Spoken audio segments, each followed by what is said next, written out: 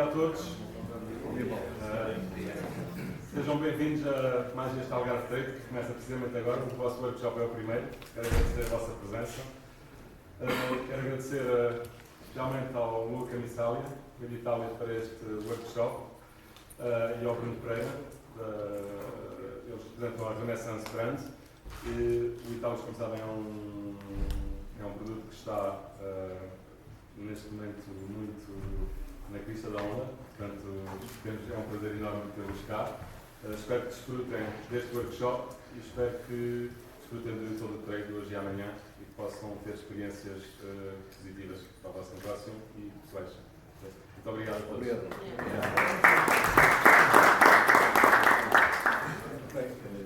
Bom dia a todos por terem vindo e acordado esta manhã. Obrigado à Guerra Soares por nos receber aqui hoje. Nós trouxemos o Luca é o embaixador mundial do Italicus. Ele vai falar um bocadinho do que é o Italicus. Para muitos de vocês deve ser um produto novo que nunca ouviram falar, mas o Italicus neste momento, ou este ano que passou, foi o produto mais premiado a nível mundial. Tiveram 16 prémios em todo o mundo. É um licor Bergamotto e eu vou-vos deixar aqui com o Luca e o Luca vai-vos apresentar um bocadinho do produto. Obrigado. Thank you, Sorry. Okay. Hi guys. My name is Luca. Everyone says my name. My name is Luca Missaglia. Okay. And I am the global brand ambassador for Italicus. I will spend just a couple of minutes. Okay. First of all, can you hear me well? Yes. Yeah. Perfect. Those are my contacts. In case for any question further after this seminar, would you like to get in touch with me? Feel free. On social media as well, Instagram, Facebook, whatever it is. Before I start the presentation and talking about Italicus, I would like to spend just a couple of minutes to tell you who I am and what I've been doing in my career and how I become to arrive here. So, as I said, I'm the global brand ambassador right now, but I've been working in this industry for the last 12 years. Maybe a little bit more. I started my career in Italy, washing plate and pots, parking cars in cocktail bar and restaurant. And at a certain point of my life, I decided to move to London, where I took this career, work as a bartender professionally. At that stage, I've been lucky enough to work in a few iconic places in London, which one of those it used to be called, because it doesn't exist anymore, it's called Love Bar. I don't know if you heard about it. And I had a great opportunity to work there as a bartender. After that, I've been working for another place called Covadis, which was a members club, and I took a role a little bit more managerial. My last employment, it was at Aquashark, which is the tallest building in Europe, which is being built by an Italian designer, which is called Renzo Piano. And I had a really big team of 43 members of staff, a lot of bartenders, we're talking about 30 of them, waiter, barbacks. So it was a big operation. From the 1st of January, I started my role as a global brand ambassador for Italicus.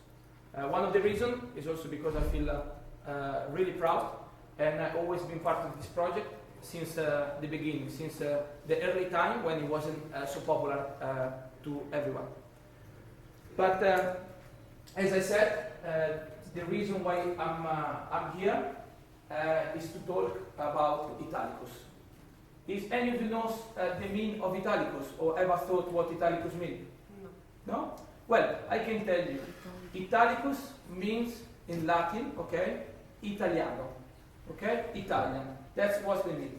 And this is exactly of Italy at the medieval time that they used to speak Latin, and it's there that the roots of Italicus starts. At that age, we talk in the medieval time of Italy, we had the monks and the nuns. They were the only one in the monastery, thanks to Hippocrates, the father of the modern medicine. They were producing elixir. The reason why they were producing elixir, okay, is because they had opportunity of knowledge, so they knew how to make it, okay, so they had the books, and they were the only one who could read it and understand how to do the recipe. The second reason is because they were also those ones that they were cultivated and they could store, okay, those herbs. That was the two reasons. But at that stage we have two different type of elixir that they used to be made in the Italian culture, in the European culture of the beverages. We have one which is from the north of Europe, which was infusing alcohol, thanks to the Arabs that they made it popular, with fruits, roots, and plants. This is grabbing one side of Europe. The other side of Europe, it was central and east. So it was grabbing the Italian region, and it was infusing alcohol with spice. This it was the type of style that it was applied. The reason why they used to produce the elixir, okay, is in first place they thought that they could catalyze gold. What that means, they could produce gold. Obviously, it was the primarily thing at the time. That's what they were worried about, those alchemists. But by the time they realized that it was not producing any type of gold, but still really fascinated by the liquid itself, they decide to still analyzing a little bit better, and they find out that they had some beneficial effect on the body. It was reinvigorate the body, it was energize the body, and they thought it could be elixir of long life. Well, what we can say that they didn't get it totally wrong. They were not totally wrong, because those type of elixir that they used to make, they were beneficial for the body. They had some important activities, so they start to be used as pharmacy. As we can see, one of the oldest pharmacy in Italy, which is from Florence. And what we can say is that this type of spice, they were coming all over Italy.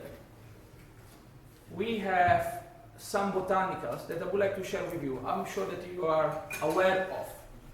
This is a really small list that I would like to implement just to give an idea of what was the botanical that they were using. On the production of those elixirs, they could use botanicals as a liquid that he had was stimulated adrenaline, or they were a liver detox. We had the nutmeg, which was really aphrodisiac. I'm sure that for some Valentine they were putting a lot on their food and on their drink. The cardamom, it was a digestive. The juniper, it was helping to treat the cold. Cloves, it reminds me my grandmother when I had the problem with my teeth. She used to give me a little clove to put it under to use it as anesthetic in a way. And we have like styranis that is helping to stimulate the appetite. So this is like it's just a little understanding of the botanica that they used to be used at the time. What we can say, after understanding what it was the past, what it was the two type of category of elixir that they used to be made, and what are the botanica that they used to use, we can create a group where we are living in a botanical world. So those alchemists, they were using barks, roots, leaves, nuts, citrus peel, seeds, flowers, also rhizomes, which are aquiferous roots, to produce and create those elixirs. So imagine those elixirs as something really pharmaceutical, not something that it will be so pleasant to drink with your friends or with your wife, or to go out and celebrate. Until a certain point of the history, when the sugar cane arrived to Europe. the sugarcane did not arrive to Europe. It was already present, but not everyone could manage to have the sugarcane. It was extremely expensive to buy. But after America being discovered, they had a natural expansion of sugarcane in Europe. So what happened with that? That the population itself, they had first of all a great opportunity to get in touch with the sugar and start to utilize. In the meanwhile, in Italy, all the città-stato, I don't know how to say, Italy, it wasn't all in one as it is right now. It was divided like a layer of states, yes? So a certain point of the history, exactly at this time, all those states, they just fall apart, okay? So what happened is that the population itself, first of all, they got in touch of so many notes that they were kept by the monks and by the nuns. So they had the opportunity to understand how to produce elixir. This was something that they used to be made some specific person like monks and nuns. So the population get in touch, and at the same time, the sugar become really popular. There is those two elements they get in together. So the first reaction of the population, it was start to apply those notes and start to practice the production of those elixirs. And what they are doing, they adding a bit of sugar into those elixirs, and we have the first moment where we have rose olis. So the birth of what Rosolio was. Everyone in Italy used to make Rosolio. Everyone in this room thinks like, what is Rosolio? That's correct? This is the question everyone asks. Why everyone talks about Rosolio? That's right. So I can tell you that rose olis, okay, from the Latin, it comes from a Latin word which means morning dew, goccia di rugiada. I don't know, everyone knows what it is, roughly? So, goccia di rugiada is that little condensation that the farmer and the population they used to find when they were going to harvesting. Or you tell them. Okay, good.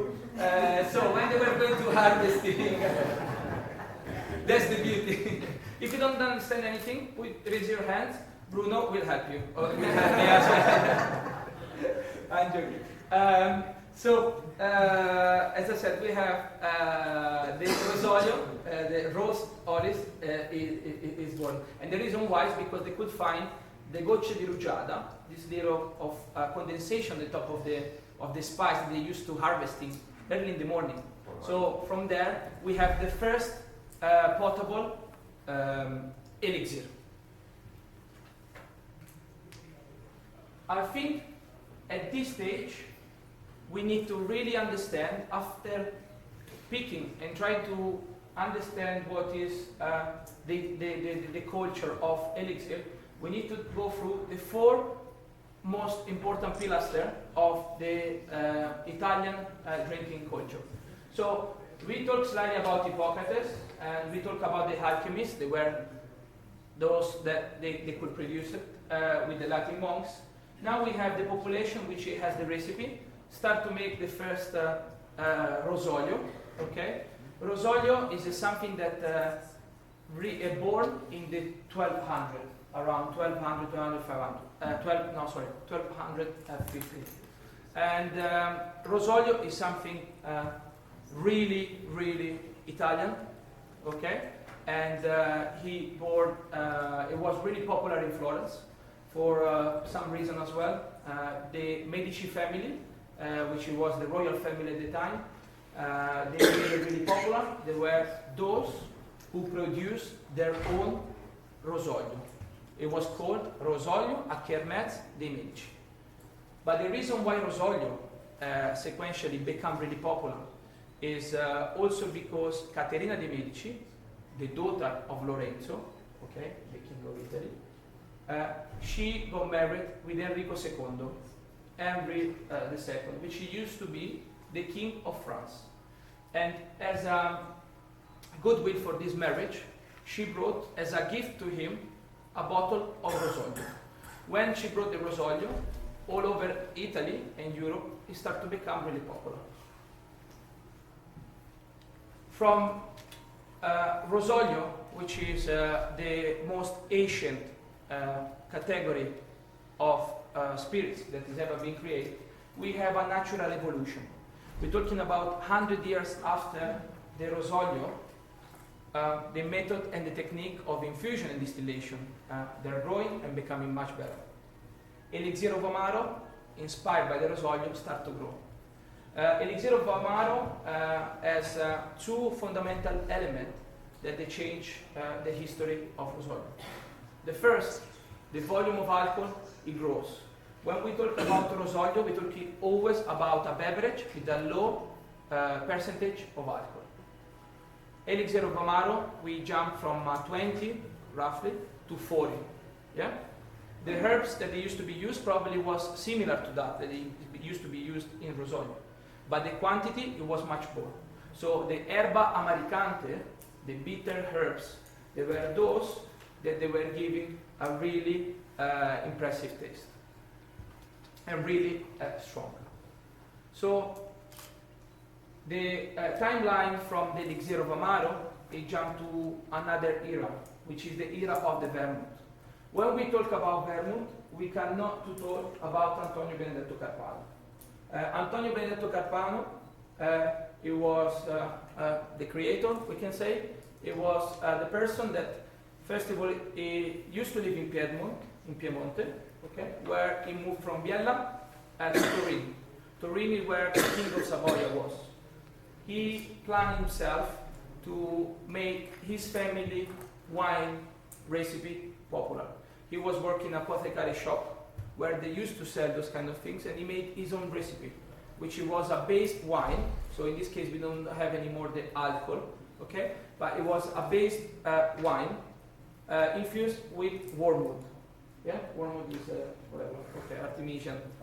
Yeah, Artemisian, how we call it. The luck of Antonio Benedetto Carpano was that the apothecary shop, the legend wants that the apothecary shop, it was just in front of the King Palace. And it took like really quick for him to make the history. So he managed to get his vermouth over to the king, and the king fell in love with this beverage, and he decided to promote the production of vermouth. As a last of the four pillars of the Italian drinking culture, we have bitter all'uso d'Olanda. Okay? Bitter all'uso d'Olanda, we can think about the history of Campari. Gaspare Campari, who has been the creator of what is Campari today, but he wasn't the visionary of what is Campari today. The son, it was the real one. It was that one who made Campari what it is today and become so popular. First of all, because it wasn't as pleasant as it is now. The recipe changed all over the year. And in first place, it wasn't red. So it couldn't get any attraction from people on the drinking. So his son decided to make it red, and he created a campaign around Campari that he was a perfect drink to be drink as an aperitif with a bit of seltzer or ice. So that creates an incredible perception of the brand itself. Bitter all'uso d'Olanda, it means all'uso d'Olanda is inspired by the Geneva, the method of the type of distillation, the way how it was produced. And here we closing the four pillars of the Italian drinking culture. Is everything clear so far? Do you have any question? It's almost okay. What is Rosolio like? We're almost there. We're gonna keep going, and I will tell you a little bit more. When we talk about aperitivo, okay, we cannot to talk about Italy. For us, it's a really specific moment in time. For us, the aperitivo is a cultural thing, more cultural than everything else. And for us, it's the moment where you have a great drink, and you are with friends, having some nibbles, One of the most authentic, and I will advise all of you to go and try, is in Venice, in those little nice place where you can buy those small tapas. That's how we call it. And the tradition of aperitivo he born at the King Palace. I would like to talk about this little moment in time of the history. Rosolio, as I said, it used to belong to the family of the Medici, but it used to be produced by them. But it was one of the most popular beverages at the time. The king used to drink Rosolio. At the King Palace, everyone used to drink Rosolio, and it was the aperitif. It was that kind of things that it was make feel everyone home, and it was a celebration time when Rosolio it was on. A certain moment of the history, the production of Rosolio stopped. The reason why Rosolio stopped is because vermouth came along. When Antonio Benedetto Carpano brought his vermouth over to the king, which is called Vittorio Amedeo III, saw an opportunity of business. He noticed that the wine in Italy, the production was massive, and most of it was going off. So he found a way how to preserve the wine and sell it. So at the time the king were a little bit like a dictator. Whatever were decided, everyone had to follow. And he designed a law where he banned the production of Rosolio and any type of liquor, but incentivate the production of vermouth. This is the reason why Rosolio almost disappeared from our table, from our houses. What we can say is that with this slide, I would like to say that l'aperitivo italiano is reborn. The reason why we say l'aperitivo italiano is reborn, okay, is not because we didn't create Rosolio, okay? Rosolio has always been there. We wanted to reinterpret it. We need to imagine that the dream of Italicus, okay, is not just a dream of someone that he wants to create a business for himself or for his family. Is from Giuseppe Gallo. Giuseppe Gallo, I'm sure that some of you knows who he is. If you don't, I can tell you that he's one of the most influential and interesting person to work with, really creative. He's been a bartender, he's been a bar manager, he's been a brand ambassador globally, and now he's a founder of his own product. So he really wanted to encapsulate the essences of Italy under a liquid form, as it is Italicus right now. And I think that all of this is start from his big passion for what he believed. If you give me 1 second, I think we're gonna start the video. Luis, can I ask you this one for the video?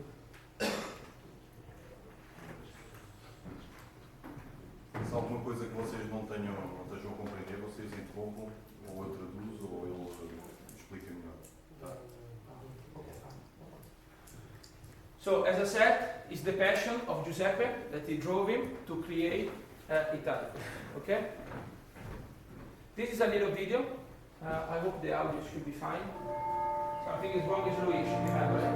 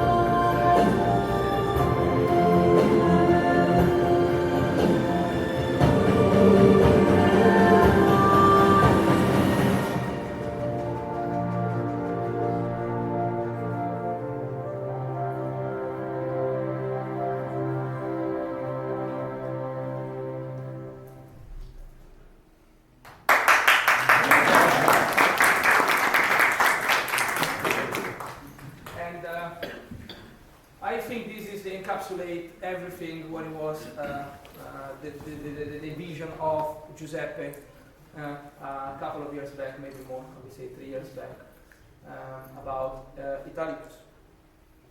I would like to share with you. I would like to say one thing before I start to talk about what is Italicus. We don't have any secret about our recipe. Everything I'm going to say today, that's what it is. There is nothing else, nothing more, nothing less. The reason why I'm saying this, because it's really important to understand that we didn't discover the wheel. We just adapted and trying to recreate it and make it a little bit more popular and bring it back to the scene of the bar. When you create a product, in a way, you need to start from somewhere. You can't just create a product thinking, I did this, I did that, I do it, whatever. It's like, in a way, making a drink. You need to start from the history. Giuseppe found this book, which is about 100 years old, maybe a little bit more, which is from Luigi Sala, and it's called the Liquorista Pratico. This book contains so many recipes, which they're coming from the ancient time, from the 1800s, and he discovered one recipe, which is the recipe of the Rosolio di Torino. Rosolio di Torino was, first of all, one of the most popular Rosolio at the time, and Giuseppe decided to pick those elements, those 5 botanicals that we can actually toss it around. So we have gentian, you have yellow roses, you have melissa balm, lavender, Roman chamomile. I can pass around. You can open, you can taste it, you can put in your hands, whatever you want. Be careful with the top. And we have bergamot. I hope it's enough for everyone. I'm just coming from another seminar in Zurich over the week, so I had to do the same thing. I did have the opportunity to refill. And okay, so the recipe is called Rosolio di Torino. Obviously, well, we need to understand that the palate, okay, that people had 100 years ago is not the same palate that we have in 2017. So the first way when Giuseppe tried to extract all the botanicals, okay, out of the essences out of the botanical, he had the most horrifying recipe ever in his hands. It took roughly 1 year to define the perfect recipe, where the maceration, okay, it was the perfect, it was extracting the essences perfectly. And I'm saying this because there is many type of way how to extract from a botanical the main essences, okay? For us, we decide to take all our botanical, are all of them from Italy. They are produced by Martin Bauer, which is the #1 producer of botanicals in the world. We have Roman chamomile, which is coming from Florence, and all the other botanicals are coming from Piedmont. The process that we apply for the extraction is not dynamic and is not static. Do you know what is dynamic or static maceration? No? Yes? I'll make a simple example. Imagine like a tea and a hot water. You leave the tea inside, yes, the tea bag. This is a static maceration. It means that it's infusing and extracting the main essences, okay? I will say this, and it takes a long period of time. Moving up and down, this is a dynamic maceration. What we decide to apply is a different type of maceration, which is being worked out with our distiller. And I have a little video just to give you a better idea, and it's called semi-dynamic maceration. So we pick in those 5 botanical plus 1, which is also bergamot zest dry. We adding those botanicals with water and alcohol. The proportion is 60-40. We add it into this big tamburo, into this big container, and as the tamburo is moving, the water with the botanical is moving around. This is a semi-dynamic. It's not static and it's not dynamic. We just filter it through, okay, in the most natural way, and we keep the extract. This is our extract of Torino, or Rosolio di Torino. That's how we call it. This is the first element that is present in Italicus. Is everything clear? How is semi-dynamic? Yeah? It's quite... it's not so unique, but it's not many that apply this type of method. Everyone prefers the fast. You make money faster than everyone else. Exactly. When we talk about Italicus, to the introduction of the next two elements, okay, we cannot talk about tradition. As I said, in Italy, Rosolio is been banned in a certain time of our history, but it didn't disappear totally. Rosolio, it was everything, every kind of spice or bark, every kind of botanica that used to be infused with alcohol and a bit of sugar with a really low ABV. So the tradition from north to south is completely different. Some herbs and botanica that they grows in the north, they're not the same that you could find in the south. In the south, they usually do it with a different type of spice that they find from there, and type of zest that they have. They have the biggest production of citrus in Italy is in the south. In the north, it will be maybe more herbal, the type of Rosolio they used to be, more minty. Okay? So our tradition, it tells us that all over Italy, everyone produce Rosolio. My grandmother used to be called Rosolio. The word Rosolio, I would like just to specify one little thing, is not Rosolio because it comes from roses. This is like something that I don't know why on the history and on Wikipedia is written like that. This is not. As I said, Rosolio, it comes from a Latin word called ros solis. Can also contain rose, like in this case, we have yellow roses. But it doesn't mean that it needs to be made, is a rose liquor. Okay? The second element, so that I would like to introduce you to, is a cedro. Is everyone ever seen a cedro? I mean, here you have, in this Algarve, you have the best oranges in the world, right? That's what people say. Is that correct? Yeah. Am I wrong, or Siviglia are better? Okay.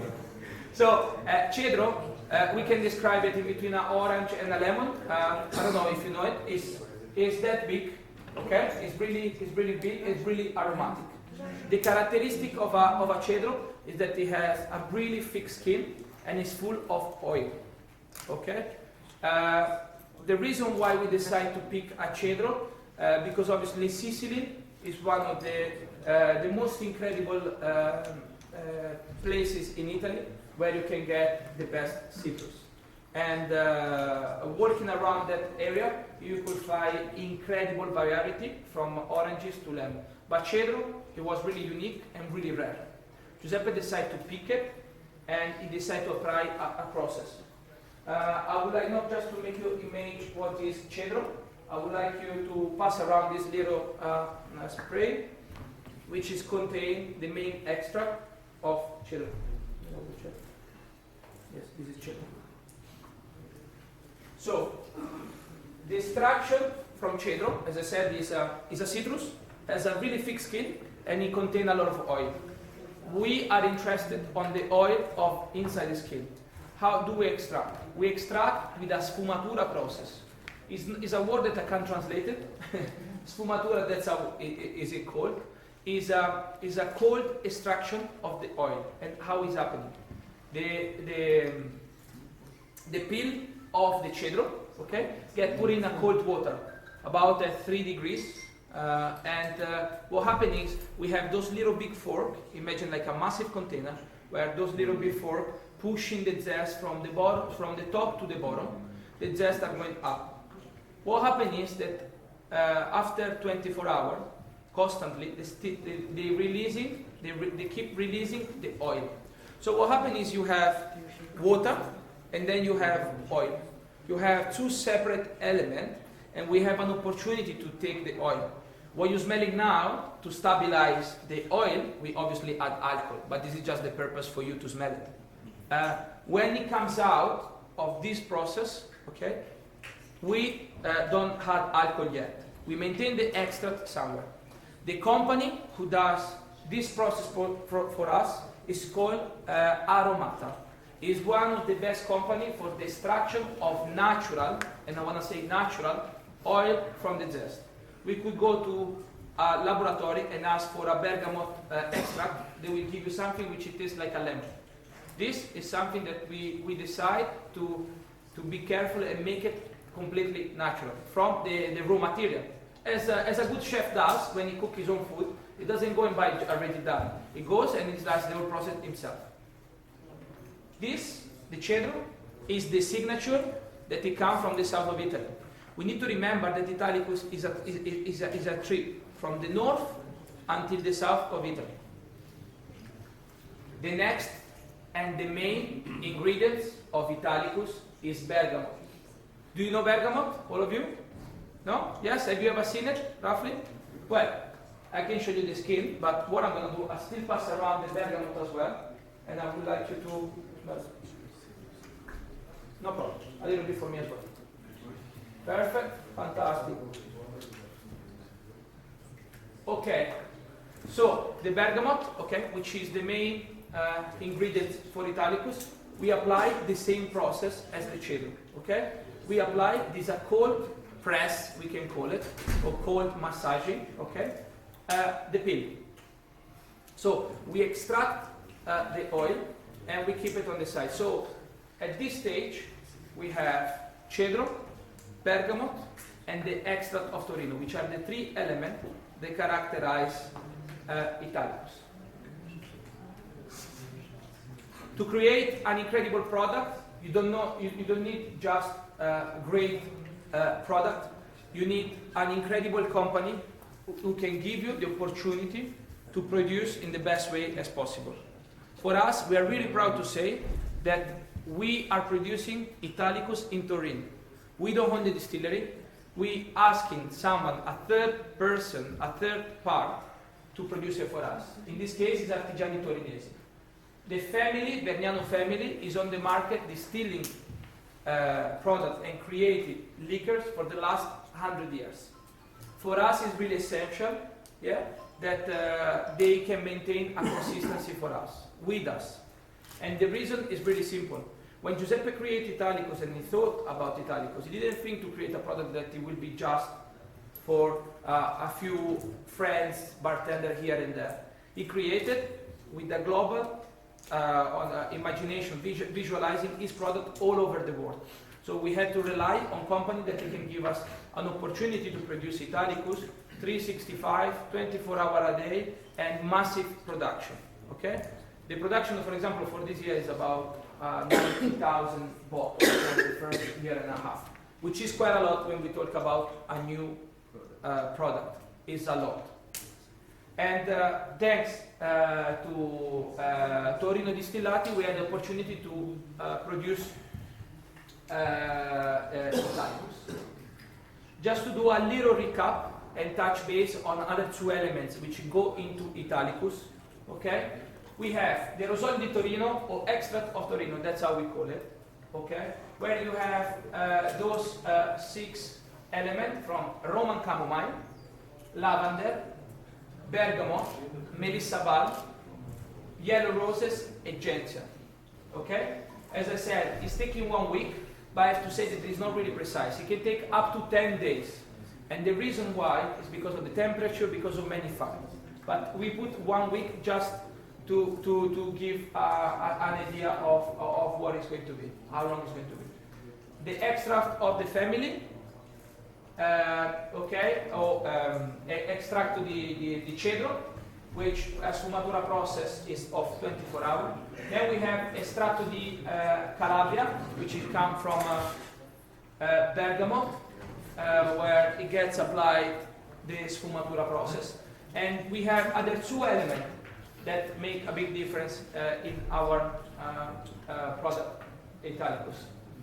The sugar is cane sugar. 100% cane sugar is, I can tell you the proportion that we have is 21% of sugar per liter. Compared to many other liquor, brown sugar, that's what we use. Yes. The spirit that we apply, okay, obviously Italicus is 20 degrees, so we need to a little bit work on it. We need to add spirits which is natural, Italian, 100% from grain. We don't know which grain, right, Bruno? We don't want to know. We don't want to know. Okay? And this is a recap of the production of Italicus. So this is what is creating Italicus. I would like to say a little thing to start to talk about the design. I can see from the back they do me like this, cut. I need to be fast. I will try to do my best. We have, let me put this one down here. Italicus, I would like to, just 1 second of your attention guys, about the bottle, okay? Itself. Italicus I think is the most Italian product is ever gonna be on a bar, okay? All the ingredients that we utilize to the production and where it's get produced, it's all Italian. It's more Italian Italicus than me, and I'm born in Italy. That's what it is. As we can look at the design, okay, we've been inspired.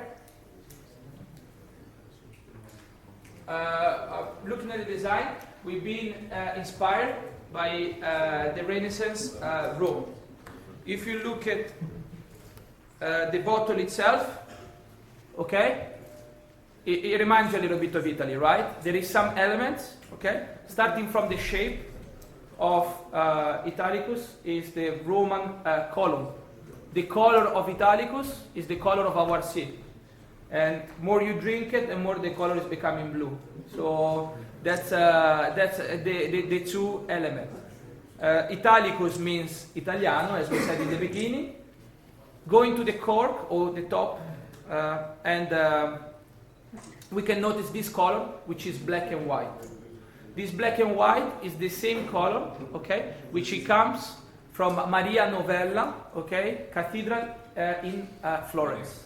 So in honor of the non-official Rosolio ambassador Caterina de' Medici, that he used to produce it, we decided to pick the same color of her cathedral. The logo that we look at over here, is doing a beautiful picture now, I know. Okay, the logo that we have over here is a mix of two elements, two artwork.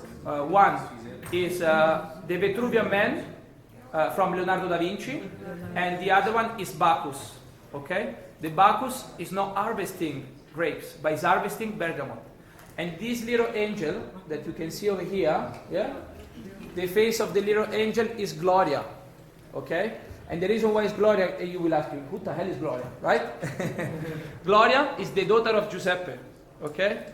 She born on the same day when Giuseppe established Italicus. So he decided to dedicate and put a little bit of family into his product. This is all about Italicus. What we can see from the bottom, okay? We have the shape of a bergamot when it gets chopped in half. That's what bergamot is. What else I can say? The design has been made by Stranger & Stranger. Stranger & Stranger are the #1 packaging company worldwide. They are in London and they are in San Francisco. They have only 2 offices. And I can tell you that when Giuseppe turned up to their office, he simply asked, I don't care whatever you're going to make something that represents Italy. That's all I want. And then you come up with whatever. And that is a little, is going on a closing notes of what is Italicus. So we can say that Italicus is 100% Italian, from the production of the liquid itself, to the bottle, to the top, to the logo, to the people that represent the brand. And I can show you, and I would like to go through with you. It's going to be just the last video for today. It's going to take a little bit. Just to let you understand what happened since day 1 that we launched Italicus until now.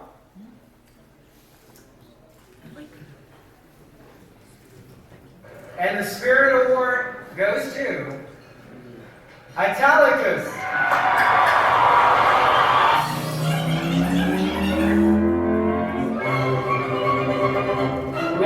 working on the launch of a new category. My aim was to encapsulate Italian art and beauty in a liquid form. Italicus brings Italian to life like no other Italian product. It is both traditional and crafted for today's market.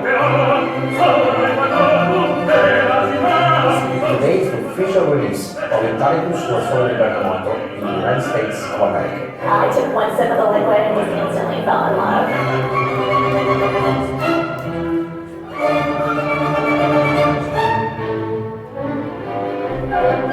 Hello and welcome to Sunday Brunch Live. It's made by Giuseppe Gallo, who's kind of Italian spirit expert. It's really good. I also love the bottle, but that's my favorite.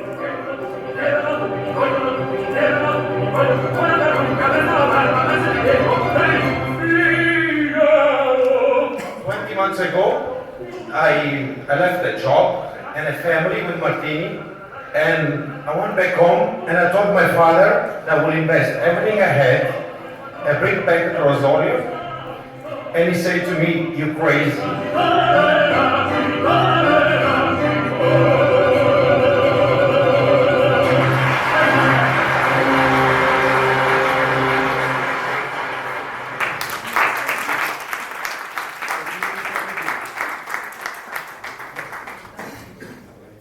I personally feel proud to represent Italicus, not just for the product itself, but it's the culture that we're trying to create around. And it's something that starts from here.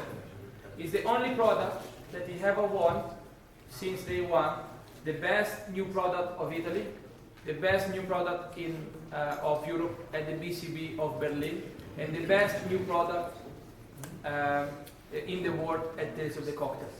It never happened before in the history, and we need to thank many bartenders worldwide, I guess many of you, because we have an incredible support from everyone. Just naturally happened without not any push, and it's been just an incredible year. So I feel really pleased.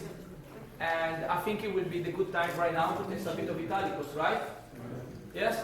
Bruno, did you manage to get everyone with do you need some help? Alright, I'm gonna help you guys. Let me put this one down. Okay. Prego. Okay.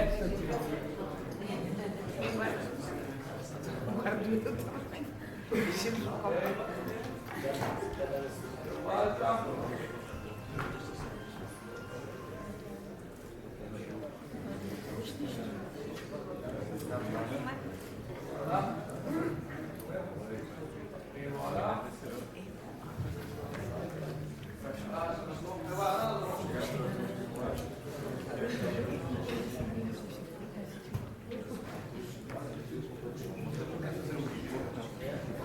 Missing only one. And for me and you, Bruno? Give me 1 second, guys. Okay? Don't taste it, yeah? Too late.